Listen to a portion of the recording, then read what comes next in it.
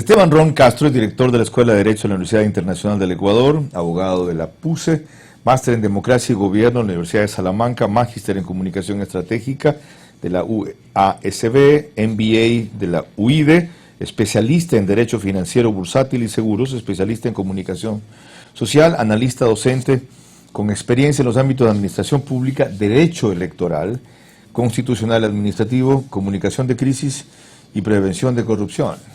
Buenos días, Esteban, y bienvenido. ¿A qué horas duerme? Buenos días, buenos días. ¿A qué horas duerme con todas esas funciones? Han sido momentos duros, pero bueno, eso de dormir 6 horas diarias, lo logramos, así que ahí seguimos. Y además, gracias por estar internado tan temprano. Esteban, formal, mire, hay tanto que puedo preguntarle lo del domingo, pero como una persona conocedora y cercana de este proceso en especial, comienzo por qué es lo prioritario de corregir, qué se puede corregir. No quiero concentrarme en lo que ha dicho la señora Tamainta al comercio de que sí iban a haber papeletas para parlamentarios andinos, etcétera, ni hablar de esa señora, más allá de las alas que se cuelguen las orejas. De lo que es prioritario corregir y qué se puede corregir, ¿a dónde apuntaría usted? Bienvenido. Gracias, Carlos, por la invitación. Bueno, estimado Carlos, lo que se puede corregir en este momento es generar un ambiente de confianza y confiabilidad. Dos términos que, si bien suenan parecidos, no son lo mismo. ¿A qué nos referimos con la confianza? La confianza ciudadana respecto del ejercicio votacional. Esto es, aparte del ámbito de la bioseguridad, que realmente un ciudadano se sienta adecuado con el sistema electoral y confíe en que los resultados por parte del Consejo Nacional Electoral se van a basar en dos parámetros. El primero, que es la transparencia, y el otro parámetro, que es la generación de resultados in situ, es decir, la temporalidad, la instantaneidad. Okay. El segundo es la confiabilidad. ¿Qué es la confiabilidad? Confiabilidad técnica, estimado Carlos. ¿A qué nos referimos con la confiabilidad técnica? Que el Consejo Nacional Electoral lo que debe hacer es sociabilizar realmente lo que está pasando a nivel técnico. ¿Cómo es que se va a realizar la transferencia de datos? ¿Cómo es que los datos van a llegar a las juntas provinciales electorales? ¿Cómo es que nosotros como ciudadanos vamos a tener el acceso respectivo a cada una de las actas? ¿Cómo las organizaciones políticas y los sujetos políticos tendrán este poder de fiscalización y control in situ, es decir, en el registro electoral, en el recinto electoral y en la transferencia? ¿Cómo se van a producir los actos y los plenos de cada una de las juntas provinciales electorales? Entonces, eso es lo único que queda ya por corregir en este trabado proceso electoral. Recuperar absoluta confianza respecto del sistema de organizaciones políticas, del cómo se da la democracia interna de inscripción, imposible al momento. Correcto. Ahora a corregir. Y es bueno circunscribirnos en el papel del elector. Yo como elector, ¿qué es lo que quiero? Tener resultados de manera eficaz, de manera eficiente y tenerlos de manera transparente, sin que se ponga en tela de duda y sin altercados. Eso es lo único que basta por corregir en este momento del proceso electoral. Esteban, desagreguemos las dos instancias y los dos conceptos, confianza y confiabilidad. En lo primero, usted habla de transparencia. Eso se puede mejorar, como acaba de decir, no recuperar, de aquí al domingo. Y lo segundo, instantaneidad, ya tiene que ver con el escrutinio mismo, tanto en lo físico como en lo informático. En lo primero, transparencia, ¿qué actos son o modificaciones son exigibles de aquí al domingo y cómo deberían producirse? Realmente la exigibilidad no se la puede hacer. Lo que tiene que hacer el Consejo Nacional Electoral es solventar cada una de las actuaciones que derivan el día del sufragio. Ya en este momento la campaña está por terminarse, ya hay inscripción de candidaturas, no tenemos ya asignación de fondo de promoción electoral, no tenemos, como usted decía, no volvamos al tema de los parlamentarios andinos porque eso es un dilema muy aparte, pero en este momento lo único que tiene que hacer el Consejo Nacional es demostrar eficacia operativa en virtud de la transparencia, que los recintos electorales, tal y como dispone la ley, se abran a las 6:30, que los kits electorales lleguen de manera adecuada. Ojo, ahí tenemos un problema, el tema de la llegada extemporánea de la papeleta de los parlamentarios andinos. Recordemos que el kit electoral no puede ser vulnerado, Carlos. El kit electoral está sellado, está empaquetado. De ahí viene el biombo, las papeletas, las actas e inclusive el kit de bioseguridad. ¿Y qué va a pasar con eso? Qué bueno que usted lo aclara.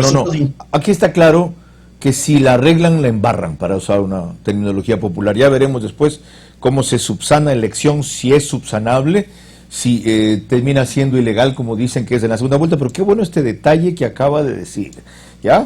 Por querer arreglarla, la dañan más. Lo otro, ¿qué entender por instantaneidad? Es decir, que nosotros tengamos, que nosotros como electores, las organizaciones políticas, ustedes como medios de comunicación, los sujetos políticos tengamos el acceso directo a lo que está pasando en el proceso electoral. Es decir, que tengamos el acceso a las actas conforme éstas se van escrutando y pasan del recinto electoral a la junta receptora del voto. Es decir, este famoso, en el famoso CEPTAR, que es el sistema de transferencia de datos que ha aprobado el Consejo Nacional Electoral, y ha sido anunciado por las autoridades que tendremos un módulo de accesibilidad ciudadana. Entonces, eso es una cosa, se tiene que tener este acceso, esa es la instantaneidad. Y recordemos, y a veces no me gusta comparar con procesos electorales previos, pero yo recuerdo que medios de comunicación tenían el acceso directo a la base de datos del Consejo Nacional Electoral y a la fuente. Es decir, ellos tenían el acceso a la línea a través de la cual se pasaba la información de las actas, ¿sí? Y esto favoreció mucho a las elecciones. Correcto. De transparencia. Y se podía ir transmitiendo ya sea acta por acta, totales, parciales, en algunos casos era directamente de algún sitio junto al CNE, en otros casos simplemente por acceso electrónico. Yo recordaba hace pocos instantes, creo que usted no estuvo conectado, lo que hicimos en el 84, cuando estaba en Telecentro, se llamaba, que era TC Televisión, y con el sistema del Filambanco, superamos la rapidez del CNE con una razón muy sencilla. El banco logró desplazar computadoras para digitalizar a la vuelta del recinto electoral, y en otros casos acá en Guayaquil era la parte de arriba de la casa en donde estaba votando abajo en los portales. A ese nivel se llegó 1984, cosa que no pueden hacer ahora. Sacan el acta en moto y en moto se van a la junta, no sé qué, digitalizadora, no sé cuánto. Dios mío, según me acaba de contar el general Salinas, el jefe de mesa podrá tomar una foto del acta, o el jefe de la junta, y mandarla en ese momento directamente para que se escanee. Por ejemplo, no estoy al tanto de ese detalle del proceso, pero ¿cómo? La seguridad, Carlos. Una foto por celular no nos brinda toda la seguridad del caso. Puede ser alterada en el interín. Ya ves. Con un iPhone la podemos cambiar, la podemos alterar. Es muy complejo. Ya ves. El acta las actas, Carlos, tienen un sello de seguridad específico que tienen que ser leídas por un código QR. Correcto. ¿Sí? Y este código QR es el que me va a dar la legalidad de la misma. Y solo esa es la que tiene que ser escrutada. No ninguna acta de conteo rápido por celular ni nada por el estilo. O sea, cuando pasa por el escáner se oficializa el acta. Totalmente, Carlos. Cuando pasa por el escáner, el acta de escrutinio tiene un signo o un símbolo de seguridad. Y todo el acta, estimado Carlos, tiene las trazas de seguridad igual que las papeletas. Ya ve. Y el escáner debe detectar eso, y ahí es cuando tiene que ser escrutada. Previo o con cualquier foto no puede ser escrutada. El sistema ni siquiera la va a leer. Pequeño detalle, ya ve. Por eso usted conoce estas particularidades. Una cosa más que tiene que ver con todo este proceso electrónico, digital, informático, etcétera, y proseguimos con las preguntas de Yolanda. A estas alturas, ¿es necesario o es peor, genera más desconfianza, que un grupo independiente pida acceso al sistema informático del CNE y les den una explicación, una demostración, más allá de los simulacros que no sirven para un carajo, de cómo están las seguridades y los mecanismos previstos? O déjenlos y nos vemos el domingo, Pato, Gallareta, crucen los dedos. No. Son procesos paralelos, Carlos. Son procesos de acompañamiento. El Consejo Nacional Electoral tuvo que haber previsto, a la par de la generación de su sistema de escrutinio, un sistema ni siquiera de auditoría, sino de seguridad informática. Nuevamente, procesos históricos como el que usted señala, 1984. Yo nací en ese año, no tengo mucha remembranza del tema, pero Carlos, en ese sentido han existido otros procesos electorales que a la par de la configuración del sistema se ponen las seguridades informáticas, electrónicas, digitales, como usted la quiera llamar, inclusive anti-hackeo, el ethical hacking, que va segmentando las partes del proceso y va acompañando. Ahora, que en este momento se haga una auditoría o una fiscalización de las seguridades informáticas extemporáneo y tardío. Porque, como le digo, son procesos paralelos. Okay. Primera fase del proceso de configuración de transferencia de escrutinios, la configuración regional, donde se van a establecer los puntos. Ahí tenía que haber un proceso de ethical hacking o un proceso de seguridad informática. Siguiente proceso, cómo voy a transferir las bases de datos y cómo voy a transferir las actas. Siguiente proceso que tenía que estar acompañado de, nuevamente, las seguridades informáticas. Y así sucesivamente. Así es como se trabaja en el resto del mundo. Y no hemos tenido una sociabilización, como usted también lo señala. Correcto. De qué está pasando. No sabemos. O sea, sabemos que todo sistema electoral tiene una seguridad informática adecuada y que la acompaña. Pero esto tiene que sociabilizarse en los simulacros que no han dado mayores resultados porque tampoco nos han proyectado y nos han dicho la velocidad de transferencia es tanto o las seguridades son tanto. Y eso nos sirve mucho a los analistas para por lo menos confiar y generar la confiabilidad técnica que le estaba comentando. No tenemos. Entonces, en este momento, hacer una auditoría, hacer una gestión de control, ver vulnerabilidades de carácter informático sobre lo que está pasando, que tampoco se la puede hacer, porque el sistema todavía no está listo y del simulacro no se lo pudo hacer, va a generar más desconfianza. ¿Sí? Okay. Entonces, tal vez lo que puede hacer el Consejo Nacional Electoral y como sugerencia es que ellos mismos se resguarden para que el 7 de el próximo domingo no pase absolutamente nada, que ellos mismos vayan resguardando su propia información y que por último 1 o 2 días antes nos digan del proceso de ethical hacking, del proceso de seguridad informática o de vulnerabilidades, no pasó nada, estamos seguros. Pero en este momento, algo externo nos vulnera todo, Carlos. No estoy tan perdido entonces. Esteban, enseguida proseguimos con Yolanda. Yo solo quiero hacer una acotación. Hay quienes dicen, ustedes mismos llaman a votar, en mi caso, este programa, todos. Y ustedes mismos están todos los días recordando las falencias, vacíos, irregularidades, vicios del proceso. Sí. ¿Qué quieren? ¿Que los ocultemos? No, en la medida en que se evidencian, unos están advertidos y otros se pueden corregir. Y por eso mismo, parece un contrasentido, por eso mismo es cuando más hay que ir a votar. La presencia masiva de los electores va a ser un elemento disuasivo para la autoridad, si es que estamos vigilantes. Dios no quiera una sorpresa de otro tipo el domingo. Dios no quiera. Yolanda, ¿qué quieres tú preguntar? Adelante. Gracias, Carlos. Bienvenido, doctor Ron. La falta de control de las campañas políticas, las aglomeraciones, el incumplimiento de las normas de bioseguridad, regalos y promesas de dinero, presupuestos inmensos que sobrepasan lo permitido.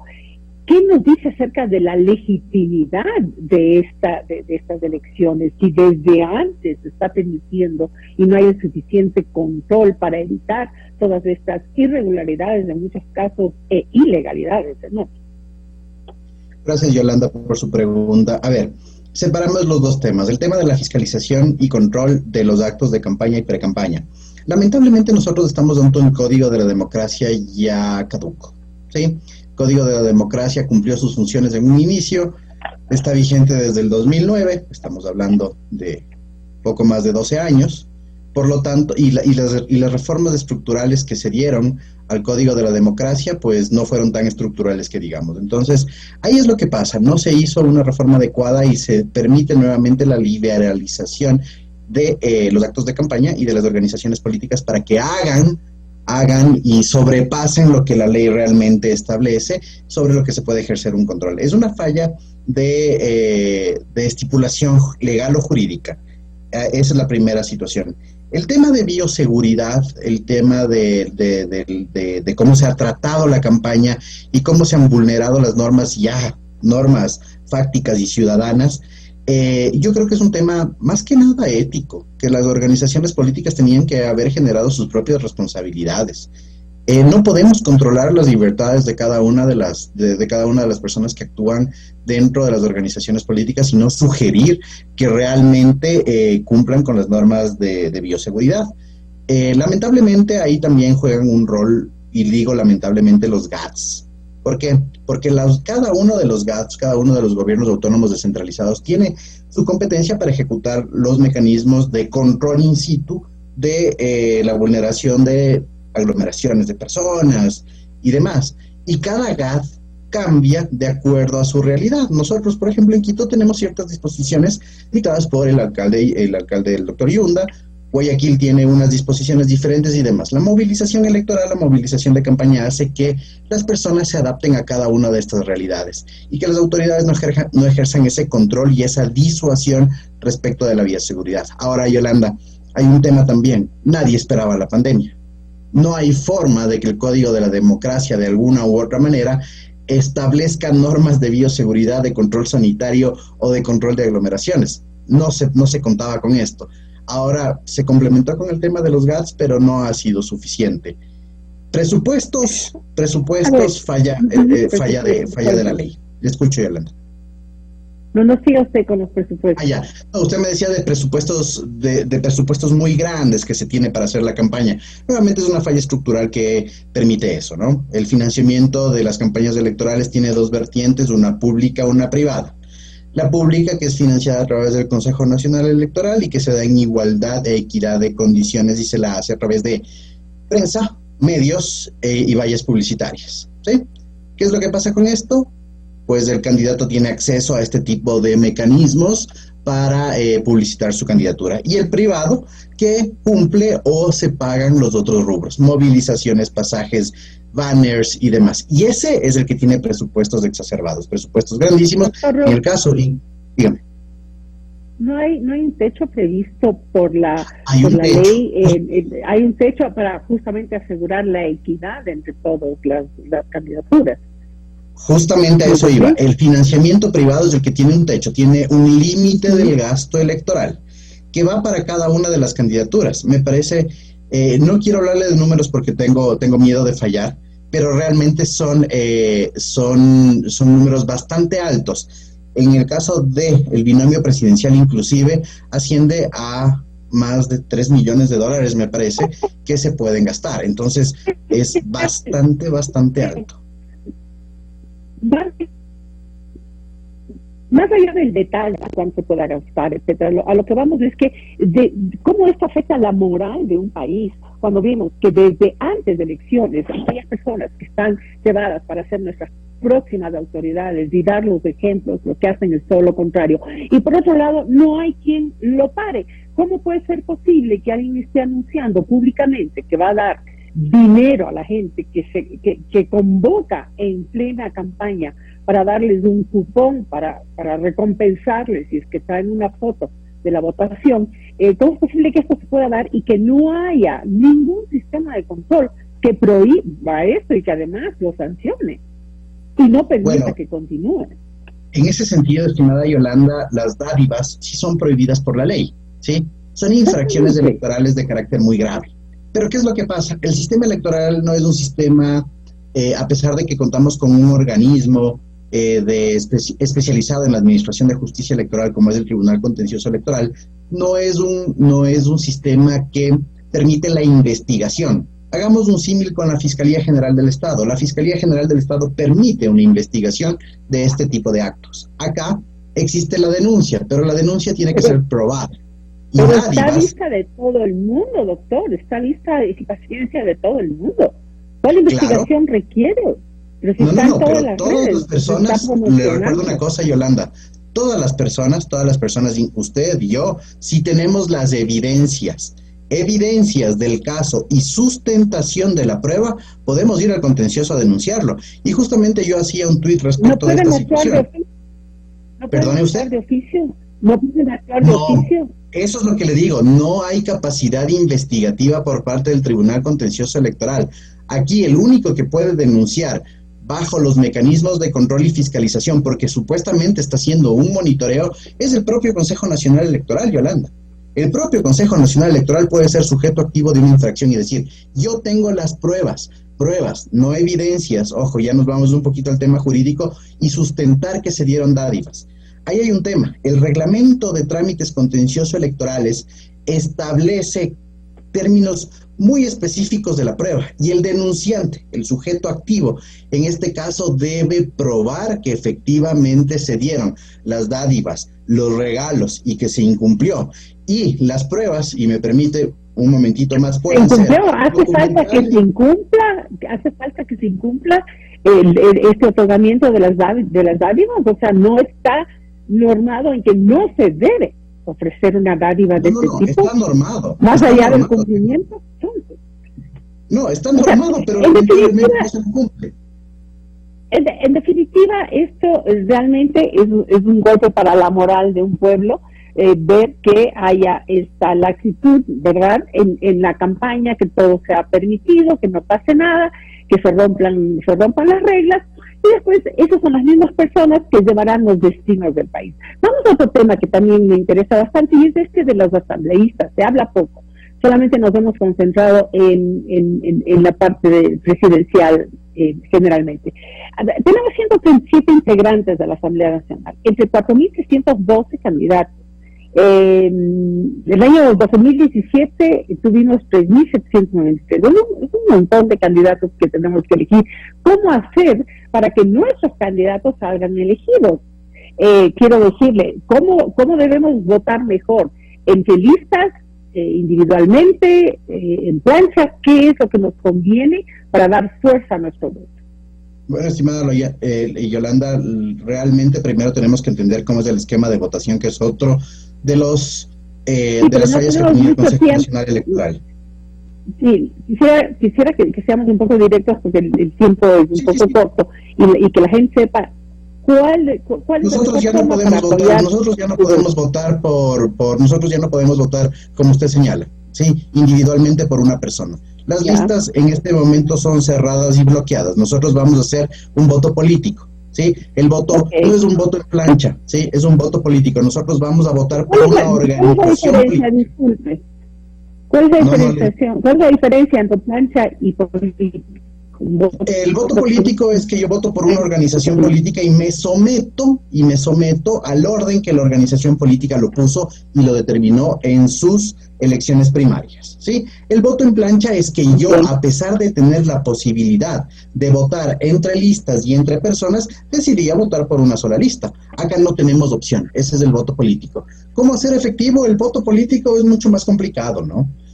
¿Cómo hacer que los ciudadanos tengamos representación en la Asamblea? Tenemos que tener una afinidad con una organización política determinada, nada más, no hay otra. Y nosotros confiar como ciudadanos en que los candidatos que haya puesto y el orden que haya puesto la organización política sea el que se ajuste a mis necesidades. Estamos dependiendo de la estructura organizacional y partidaria de la organización política. No es que se puede dar una efectividad o falta de efectividad o generar un voto negativo, como sucede en ciertos sistemas políticos, para dar un voto en contra de alguna u otra persona. Pero no, acá se hace un voto político. Vamos a votar por organizaciones políticas y por un plan de gobierno generalizado. ¿Efectividad? Cuéntame, entonces, ¿qué es lo que hay que hacer físicamente? O sea, literalmente, hay que marcar no toda la lista, sino... La papeleta va a tener las listas, ¿sí?, configuradas, ¿sí? y debajo del logo de la organización política vamos a tener un pequeño casillero, ¿sí? Okay. Y ahí vamos a ejercer su voto. Solo en el casillero. Ok, si alguien marca fuera del casillero, está anulada. Está anulado. Lo que sí se puede juzgar, Yolanda, es la intencionalidad del voto.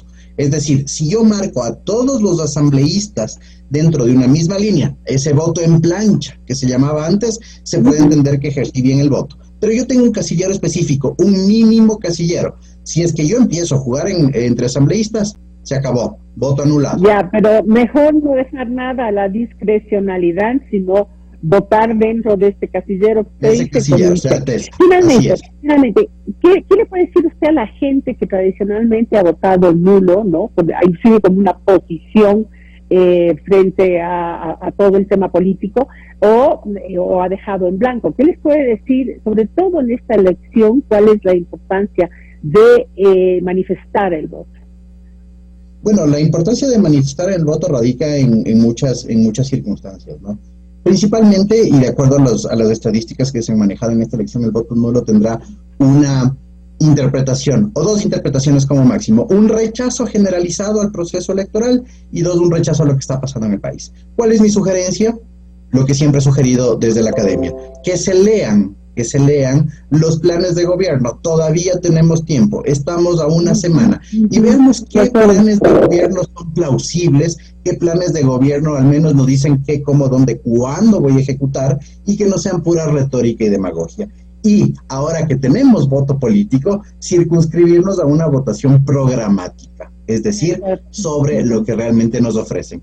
El voto blanco, yo no estoy de acuerdo en el voto blanco porque es una especie de manifestación que me importista de la situación, pero el voto nulo lo pensemos bien.